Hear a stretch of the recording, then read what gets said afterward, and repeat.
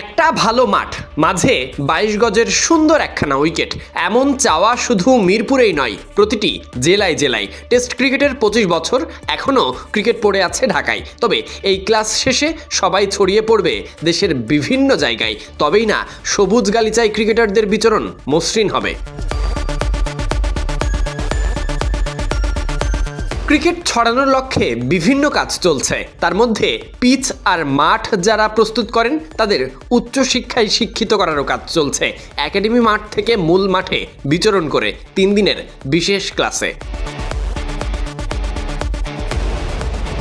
Pitch কিউরেটরদের অতিথি শিক্ষক ICC এবং মেলবোর্ন ক্রিকেট গ্রাউন্ডের অভিজ্ঞ অস্ট্রেলিয়ান পিচ কিউরেটর টবি লুমসডেন।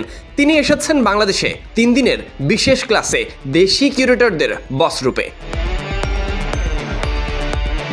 গামিনীডি সিলভা যুক্ত হয়েছেন গুরুত্বপূর্ণ মিটিংয়ে। সারা দেশের অভিজ্ঞ এবং মানসম্পন্ন বাছাইকৃত মাঠ কর্মীদের কিভাবে সেরা উপায়ে মাঠ প্রস্তুত করা যায় তাই শেখানো হচ্ছে নতুন যত্নে। এই শিক্ষা মাঠ আর মাটির সাথে সম্পর্ক, সেই লক্ষ্যে ঘুরে ঘুরে দেখা সবটা।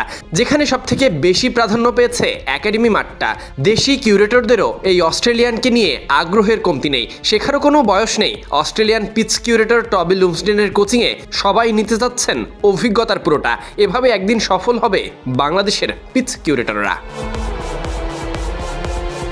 Sadiq Ahmed, Sunny, BD cric time.